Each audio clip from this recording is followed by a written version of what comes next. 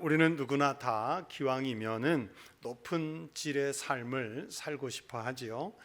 정신적인 삶의 질도 좀 높았으면 좋겠고, 또는 생활 수준도 좀 높았으면 좋겠고, 아니면 사회적인 신분이나 아니면 지위도 기왕이면 좀 높았으면 좋겠다. 교육 수준도 좀 높았으면 좋겠다.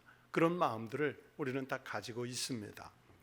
그런데 예수를 믿으면 신앙이 성장하고 성숙하면 할수록 자꾸만 우리 보고 낮아지라고 합니다. 높은 것은 그 신앙 안에서 마치 죄악인 것처럼 그렇게 논의될 때가 많이 있습니다. 그런데 오늘 베드로 사도가 말씀하는 것을 보면 그리스도인들이 무한히 낮아지기만 하는 것이 아니라 낮아지는 사람, 겸손한 사람은 때가 되면 하나님께서 높여주실 것이라 성경은 말씀하고 있습니다. 그러니까 그리스도인들도 무작정 한없이 낮아지기만 하는 것은 아니었던 모양입니다. 가끔 세상 사람들 중에는 더 높아지기 위해서 마음에 어떤 야심이라고 그러지요. 그 야심을 품고 자기가 마치 낮은 사람인 것처럼, 자기가 마치 겸손한 사람인 것처럼 조금 위장해서 포장해서 행동하는 사람들이 있습니다. 오래전에 그 중국의 대하 소설들이라고 그러죠. 삼국지를 비롯해서 초한지, 수호지 막 이런 것들을 섭렵해서 읽었을 때가 있었는데, 그런데 참 그 인상 깊게 남아있는 이야기 중에 하나가 초한지에 나오는 한신 대장군 이야기입니다. 이 한신은 원래 항우라는 사람 밑에서 큰 공을, 원래는 보잘것없는 병사였는데 점점 큰 공을 세워서 올라가게 되는데, 그가 큰 공을 세우고 난 다음에 처음에 받은 벼슬이 뭐냐면 이름도 어려워요. 집극랑, 창자비, 호위관, 그런 그 벼슬을 받았는데 참 볼품없는 벼슬이었습니다. 그런데도 이 한신은 그 벼슬이 마치 만족한 것처럼 희죽희죽 웃고 다녔습니다. 그래서 사람들이 아니 그렇게 큰 공을 세우고 그것밖에 못 받냐 그렇지만은 한신이 뭐라고 그러면 하냐면 다리 밑 개천 밑바닥이나 기고 있는 놈이 그저 한치 높은 돌멩이 밟았다고 해서 뭐가 대수냐, 그거 요만큼 올라가고 내려가는 게 대수냐, 이제 그러면서 자신의 마음에 품은 걸 숨기지요. 오죽하면 그 항우의 지략가, 군사 지략가 중에 범증이라는 사람이 있었는데, 범증이 항우에게 뭐라고 얘기하냐면 저 한신은 워낙 뛰어난 사람이니까 대원수로 쓰든지 아니면 차라리 죽여버려서 다른 사람이 거두어 가지 못하게 하든지 빨리 결정을 하라고 했습니다. 그러나 항우는 그런 범증의 이야기를 들으면서도 이 겉모습이 워낙 초라하니까, 그리고 바보같이 낮아 보이니까, 한없이 미련해 보이니까 한신을 쓰지 않았어요. 한신은 한신 나름대로 자기 나름의 큰 기계를 펼치기 위해서 일부러 어리석은 척하는 거였고요. 그리고 낮아지는 작전을 썼습니다. 이 한신이 나중에 그 유방이라는 장군을 도와서 천하를 통일한 다음에 7왕 중에 한 자리를 차지했는데, 그러다가 나중에 유방에게도 버림을 받습니다. 그래서 우리가 잘 아는 사냥이 끝나면 사냥개는 버린다, 토사구팽이라는 말이 바로 유방과 한신의 관계에서 나오는 말입니다. 아마 우리나라에도 비슷한 역사일 수 있는데, 이 흥선대원군이라는 인물이 조선 말기에 그 절대 권력을 갖기는 했지만은, 그러나 그는 여러분 워낙 그 한신의 흉내를 냈는지 그 다른 사람들이 자신의 마음에 품은 그 꿈을 눈치채지 못하도록 가렸습니다. 그래서 사대부 가문의 사람이면서도 다른 양반들의 가랑이 사이를 기어 지나가기까지 하는 그런 굴욕적인 모습까지도 보였었습니다. 그러나 한신이나 또는 대원군이 이런 모습을 보인 것은 그들이 진짜 겸손해서 그들이 진짜 낮아져서 그래서 그랬던 것이 아니라 더 높아지기 위해서 자신들을 그렇게 일부러 감추었던 거지요. 위장했던 거예요. 그러나 그리스도인의 낮아짐, 겸손은 높아지기 위한 작전으로 낮아지는 것이 아닙니다. 예수님이 그렇게 낮아지시는 모범을 보이셨기 때문에 그 삶을 담기 원하는 그리스도인들도 예수님처럼 낮아져서 섬김의 삶을 살고자 하는 것입니다. 예수님께서 낮아지신 삶의 모범을 보이셨더니 성경을 보세요. 하나님께서 부활하심으로 살리시고요, 그러면서 승천하셔서 하나님 우편에 앉게 하시는 높임을 주시는 것을 보고 우리가 성경을 읽으면서 우리도 낮아지는 삶, 예수님을 닮아서 겸손해지는 삶을 살면 하나님 아버지께서 예수님을 높이시듯이 우리도 저렇게 높이시겠구나 하는 신앙을 우리는 갖게 되지요. 즉 그리스도인은 언젠가 높아지기 위해서 낮아지는 것이 아니라 그렇게 일상의 삶에서 낮아지는 삶의 모습이 우리 그리스도인들의 모습이어야 합니다.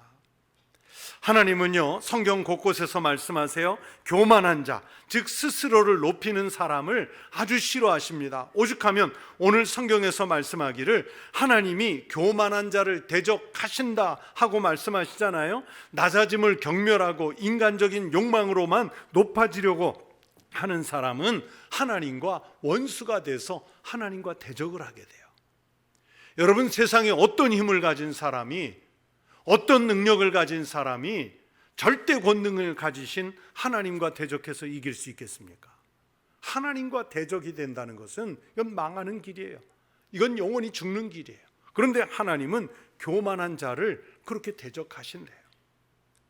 그러나 반대로 하나님은 겸손한 자들에게는 은혜를 주신다고 말씀하시죠. 즉 겸손은 하나님의 은혜를 받는 출발이 됩니다.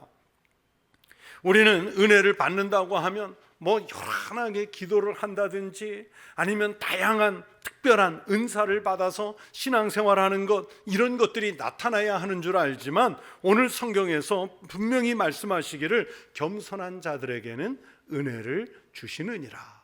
성경 어디에도요, 잘난 사람, 뛰어난 사람들을 먼저 선택해서 그들에게 은혜를 주시겠다 하는 말씀은 성경 어디에도 없습니다. 여러분, 구약성경 사무엘상 10장에 보시면 이스라엘의 제1대 왕, 초대 왕 사울이 왕 위로 등극하는 장면이 있습니다. 사울이 사무엘을 만났을 때 하나님께서 그에게 새 마음을 주셨다 했거든요. 그래서 사울은 하나님의 영이 충만해져서 예언자처럼 예언하는 능력도 갖추게 되었고, 무엇보다 중요한 것은 그가 왕으로 선택이 되었지만 그 새 마음은 사울이라는 인물을 더욱 겸손하게 만들어 갔습니다. 왕이 즉위식을 위해서 사울을 찾는데 사람들이 그를 찾아도 만나지 못한다 했습니다. 왜 만나지 못했느냐? 성경에 보면 그가 진보따리들 사이에 숨었다 그렇게 말씀합니다. 예전에 보셨던 성경에는 행구 사이에 숨었다 그렇게 번역했는데, 이 행구가 뭐냐면 짐을 보관하는 상자, 괴짝들 사이에 숨었다는 뜻입니다. 그러니까 사울은 자기가 왕으로 뽑힌 것이 좀 과분해서 부끄러워서 사람들이 쌓아놓은 그 짐짝들 사이에 숨어 있었습니다. 내가 왕이 될 사람이요 하고서 전혀 거들먹거리며 나서지도 않았습니다. 우리 가문에서 왕을 배출했소 하고서 사람들에게 자랑하지도 않았습니다.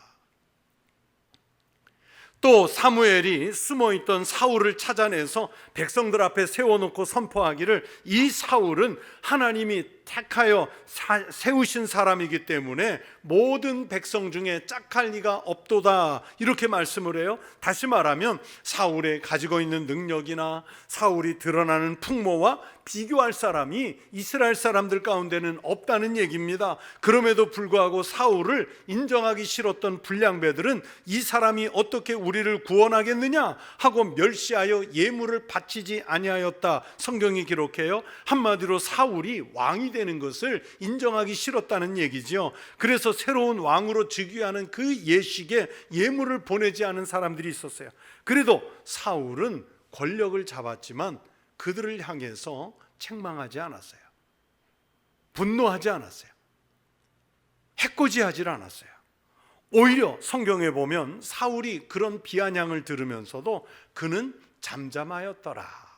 겸손하게 기다려요. 여러분, 하나님께서 사울을 왕으로 선택하신 것은 바로 이런 겸손의 모습을 보셨기 때문입니다. 왕이면서도 이렇게 낮아지는 모습을 보인 이 사울의 모습을 하나님이 보셨습니다. 낮아짐의 모범이었죠. 그리고 사울은 왕으로서 초창기에 정말 겸손하게 그렇게 하나님의 말씀을 청종해서 순종했습니다. 그런데 이런 겸손한 사울에게 한 가지 불행이 있었습니다. 사울은 이스라엘의 제1대 왕이었기 때문에 믿음을 가지고 왕 노릇을 하는 믿음의 왕으로서의 모델이 없었어요. 지금까지 사울이 알고 있고 또 왕으로서 주변에서 보는 왕들은 모두가 다 당시의 이방의 왕들이었지 않습니까?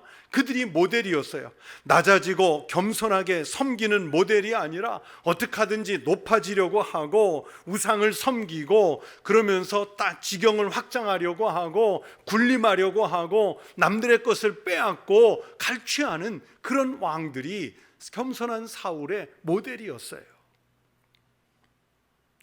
그러면서 사울 자신이 그런 이방의 왕들을 닮아가기 시작하지요. 그러면서 교만해져요. 사울이 도착하기 전에 자기 마음대로 제사를 지내지 않습니까? 여러분, 이스라엘에서 하나님 앞에 드리는 제사는요, 아무리 왕권을 가지고 있어도요, 그건 제사장만이 집례할 수 있는 하나님과의 특별한 관계이지 않습니까? 그런데 자기가 왕이 됐다는 명목하에 하나님 앞에 제사장을 대신해서 드려 버리고 말았어요. 하나님이 이스라엘과 아말렉과의 전쟁에서 사울 왕이 이기게 하셨는데 그때 하나님께서 사울 왕에게 내린 명령이 뭐냐면 아말렉을 진멸하라. 왕을 비롯해 모든 백성을 진멸하고 그들의 그 모든 가축을 진멸하라고 하셨거든요. 그런데 사울은 하나님의 말씀을 듣지 않고 자기 마음대로 아말렉의 아각 왕도 살려주고 자기 눈으로 보아 판단해서 좋은 양과 소 또는 기름진 것들을요 전리품으로 챙겼어요. 왜 진멸하지 않았느냐 하는 이 사무엘의 질문에 좋은 전리품으로 하나님께 제사하는 데 쓰려고 모아놨다는 거예요. 그건 자기 생각이죠. 하나님의 생각은 그게 아니었단 말이에요. 그러니까 하나님이 하셔야 할 판단까지도 자기가 다 해버렸어요. 하나님이 다윗이라는 훌륭한 장군을 붙여주어서 전쟁에서 승리하게 하셨는데 다윗이 개선할 때 백성들이 뭐라고 노래합니까? 사울이 죽인 자는 천천히요 다윗이 죽인 자는 만만이로다 하면서 다윗을 찬송하니까 자기는 지금 왕위에 있으면서 소위 말하는 절대 권력 1순위에 있으면서도 마음이 불안해진 거예요. 어떻게 하든지 자기를 불안하게 하는 다윗을 제거하기 위해서 자객도 보내고 추격하는 군대도 보내지 않습니까? 이런 모습을 보면서 여러분 우리도 그런 것 같습니다. 사실 겸손하다면 자기보다 귀한 사람이 오면 놓았을 수 있어야 돼요. 교회에 사는 봉사도 열심히 해야 하지만 그러나 같은 교회 안에서 나보다 저 사람이 더 잘하겠다, 저 사람이 더 나아 보인다 그러면 잠시 내 것을 내려놓고 그에게 할 수 있도록 그 길을 열어줘야 돼요. 그러면 나는 또 할 일이 생기죠.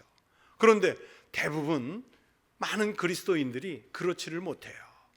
오히려 나보다 더 나은 사람이 오면, 나보다 더 특별한 은사를 가진 사람이 오면, 재능이 있는 사람이 오면 내 자리 뺏길까 봐, 나의 것을 뺏길까 봐, 나의 영역이 침해당할까 봐 전전긍긍하면서 오히려 내가 가지고 있던 것 뺏기지 않으려고, 놓치지 않으려고 훨씬 더 강한 손으로 우리는 그것을 붙잡고 있잖아요.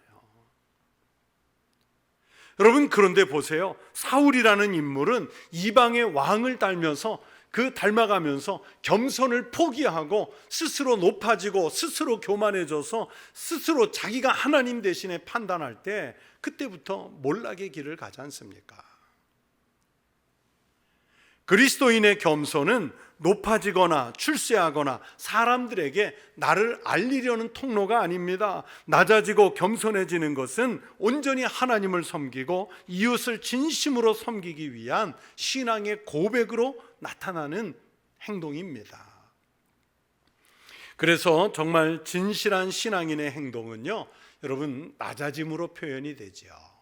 예수님도 말씀하셨습니다. 너희 중에 누구든지 크고자 하는 자는 너희를 섬기는 자가 되고, 너희 중에 누구든지 으뜸이 되고자 하는 자는 모든 사람의 종이 되어야 하리라.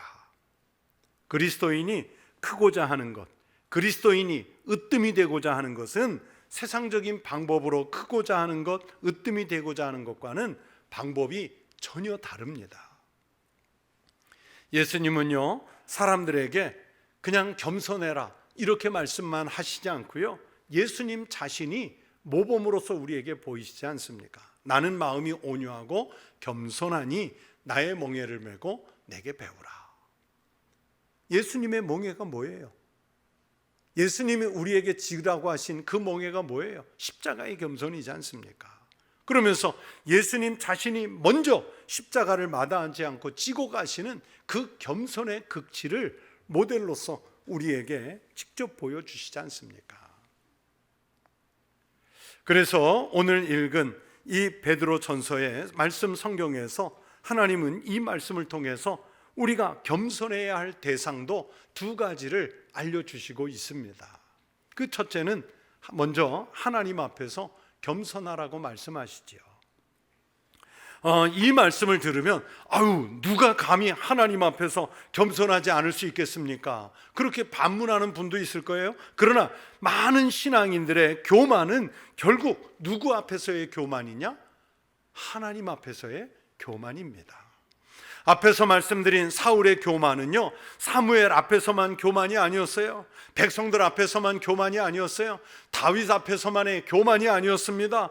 여러분, 사울은 그런 모든 일련에 나타나는 과정이 뭐였냐면 하나님 앞에서의 교만이었습니다. 많은 사람들이 예수를 잘 믿는다고 하지만 실상은 하나님 앞에서 자신의 신앙으로 교만을 나타내는 사람이 얼마나 많은지 몰라요. 자기 신앙이 제일이래요. 다른 사람의 신앙은 하찮은 취급을 합니다. 자기 기도가 제일 중요하대요. 다른 사람들의 기도는 별로 그렇게 비중 있게 느껴지질 않아요. 이 교만이죠. 여러분, 신앙이 있으나 하나님 앞에서 교만한 심령이 되면 안 됩니다. 베드로는 그것을 말씀하지요. 하나님의 능하신 손 아래서 겸손하라. 하나님의 손길 아래에 있는 사람은 겸손하래요. 야고보도 비슷한 말씀을 합니다. 주 앞에서 낮추라. 그리하면 주께서 너희를 높이시리라. 누구 앞에서 낮추시라고요? 주 앞에서, 주님 앞에서. 그래서 우리는 성경의 말씀대로 하나님 앞에서 절대적으로 우리를 낮추어야 합니다.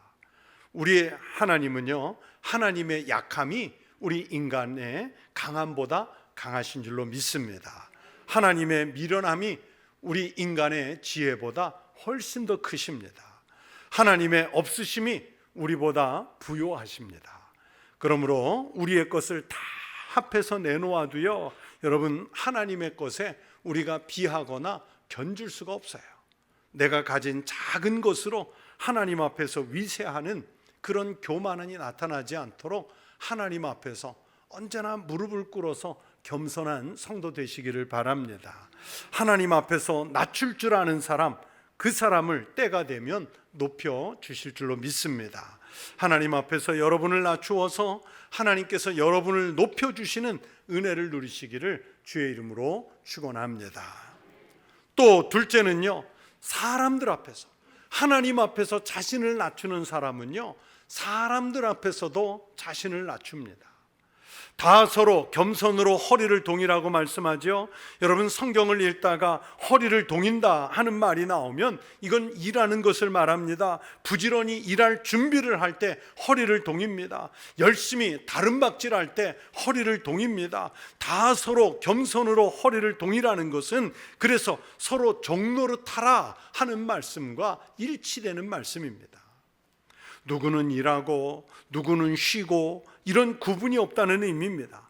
교회에 속한 그리스도인 중에 누구 하는 구분이 있는 것이 아닙니다. 일부가 하는 일이 아닙니다. 성경이 말씀하지요. 다 여러분 그렇지 않습니까? 다 같이 서로가 서로에게 종노릇할 때 그 교회가, 그 공동체가, 그 사회가 힘이 나는 거예요. 밝아지는 거예요. 능력을 얻는 거예요. 영어 성경으로 보시면 서로 겸손하라 이렇게도 말씀하지만은 또 여러분 스스로 겸손하십시오 이런 표현도 있어요.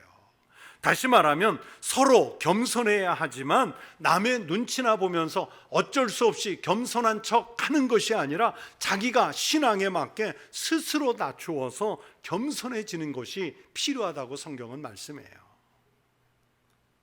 여러분 신앙생활하면서 교만은 열등감의 표현이에요. 겸손은 성숙한 신앙의 모습입니다.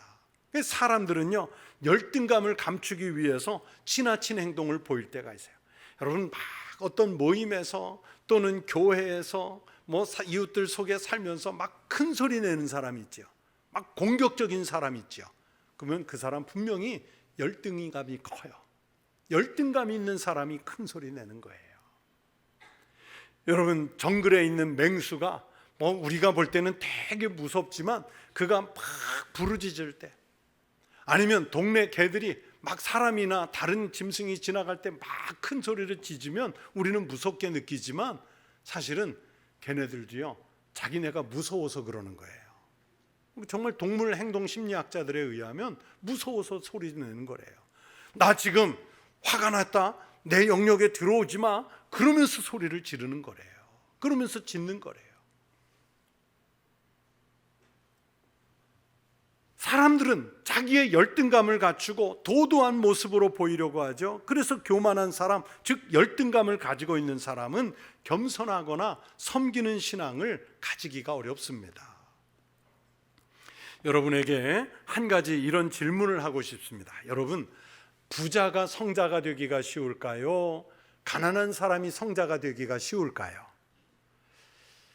제가 일일이 통계를 내본 것은 아닌데 책에서 읽은 바로는 지금까지는 기독교 역사에서는 부자였던 분들이 가난했다가 성자가 된 사람보다 훨씬 많답니다. 우리 생각에는 가난한 사람 어차피 없는 거 버리고 성자가 되기가 쉬울 것 같은데 오히려 부자가 성자된 사람들이 많대요. 예를 들면 우리가 이름을 익히 아는 성 베네딕트라든지 그 유명한 성 프란시스코 이런 성자들이요 사실은 대단한 귀족 가문의 사람들이었잖아요. 자신들이 이어받을 신분과 재산 등을 가난한 사람들에게 다 내주고 오히려 그들은 빈손으로 살며 그리스도를 따라갔어요. 또 성자는 아니지만은 현대의 인물들 가운데 예를 들어서 록펠러나 콜게이트 이런 분들은요 20세기의 가장 그 위대한 부자들이라고 칭송을 받는데 이분들은 자신들의 부를 아낌없이 나누고 베풀며 살았습니다. 그래서 대형 교회도 할 수 없는 큰 일들을 자신들이 겸손하게 맡아서 수행한 분들이잖아요. 물론 마더 테레사처럼 가끔 가난하거나 평범한 사람들이 성자가 되는 경우도 있겠지만 그러나 아무튼 교회의 역사, 기독교의 역사에서 부자가 성자가 된 경우가 훨씬 많답니다. 여러분 왜 그럴까요? 말씀드린 대로 가난한 사람이 성자가 되기 쉬울 것 같은데 왜 부자가 성자가 되는 경우가 더 많을까요? 그것은 누려본 사람만이 줄 수 있기 때문입니다. 누려봤기 때문에. 누리져보지 못한 사람은 주지를 못해요. 그래서 누군가를 위해서 돈이든 지식이든 또는 영향력이든 그걸 주지 못하는 사람을 보면, 인색한 사람을 보면 우리는 그를 욕하지 말고요 측은히 여기십시오. 누려보지 못했구나, 받아보지 못했구나, 그렇게 여기시면 돼요. 성경에서 말씀하는 아가페 사랑이라는 것은요, 사실은 자기 충족성에서 출발합니다. 항상 자기가 먼저 무엇이 부족하고 더 가져야겠다는 마음이 가득하고 남이 가진 것이 더 커 보이고 하는 사람은요, 남들을 사랑하거나 돕거나 섬기는 한 일을 할 수가 없어요. 왜? 내 것이 항상 부족하니까. 그런 면에서 교만한 사람, 열등인 사람은 아직 자기 충족이 안 되었기 때문에 섬길 수도 없고요, 섬기지 못하는 그 신앙은 절대 겸손해질 수 없지요. 그러나 오늘의 형편이 세상적인 기준이 아니라 하나님을 향한 신앙에 맞추어진 사람은 언제나 감사하고 만족하기 때문에 지금 내게 주신 모든 것을 하나님의 것으로 여겨서 베풀 수도 있고 나눌 수도 있고 섬길 수 있는 겸손이 나타나요. 여러분, 사도 바울은 로마서 11장 36절에서 뭐라고 고백하냐면 만물이 주에게서 나오고. 여러분, 바울이라는 인물이 얼마나 위대합니까? 그가 학식이 모자랍니까? 그가 당시에 권세가 모자랐습니까? 그가 영향력이 모자랐습니까? 그는 어쩌면 갖출 수 있는 것을 다 갖추었지만 예수 그리스도를 만난 다음에 보니까 만물이 다 주에게서 왔기 때문에 자신의 것이 아니라 하나님의 것을 이용해서 하나님의 뜻을 이루어가는 삶을 살았기 때문에 나는 나의 약한 것을 자랑하노라, 그렇게 말할 수 있었던 거예요. 사랑하는 성도 여러분, 섬기는 일은 특정하게 정해진 사람이 하는 일이 아닙니다. 겸손이라고 하는 것은요, 여러분, 성격이 아닙니다. 이 겸손과 섬김, 섬김과 겸손은 병행이며 이것은 신앙을 고백하는 순간부터 우리에게 의무로 다가옵니다. 가장 가까이에 있는 사람을 섬기십시오. 가정에 돌아가시면 서로를 섬기십시오. 교회 공동체를 섬기는 겸손으로 이 성도들이 모이는 우리 교회가 될 수 있기를 바랍니다. 우리나라가 처해 있는 오늘의 이 어려운 형편은 섬기겠다는 사람보다는 내 것을 더 차지하겠다는 교만한 마음 때문에 혼돈이 오는 거예요. 여러분, 지금 21세기 대명천지에도 전쟁이, 테러가 여전히 그치지 않는 것은 내가 강하다는 것과 그 교만, 그러면서 내 것을 더 지키고 더 확장하려고 하는 인간의 그 교만한 탐욕, 여기에서 출발하기 때문에 이런 야만적인 것이 그쳐지지를 않아요. 우리 그리스도인들이 사는 곳에는 겸손이 존재해야 합니다. 나보다 다른 사람을 높이는 삶이 존재해야 합니다. 특별히 우리 청북교회 성도들이 살아가는 곳에서 겸손한 신앙으로 먼저는 하나님을 섬기고 그 겸손한 신앙으로 이웃을 섬기는 아름다운 일들이 일어나기를 기대합니다. 그러면 우리는 겸손하지만 장차 하나님께서는 우리 교회와 우리 성도들을 높이시는 역사를, 그 은혜를 주실 줄로 믿습니다. 그 은혜 가운데 머무시기를 주의 이름으로 축원합니다. 기도하겠습니다. 하나님 아버지, 감사합니다. 우리 같은 죄인이 하나님 앞에서 서기조차도 부끄러운 마귀의 자녀였고 죄악의 종들이었는데 겸손하게 십자가를 지시고 그곳에서 살을 찢고 그곳에서 보혈을 흘려주신 우리 주님 예수 그리스도의 그 겸손으로 우리가 구원을 받아 하나님의 자녀라 인침을 받게 되었습니다.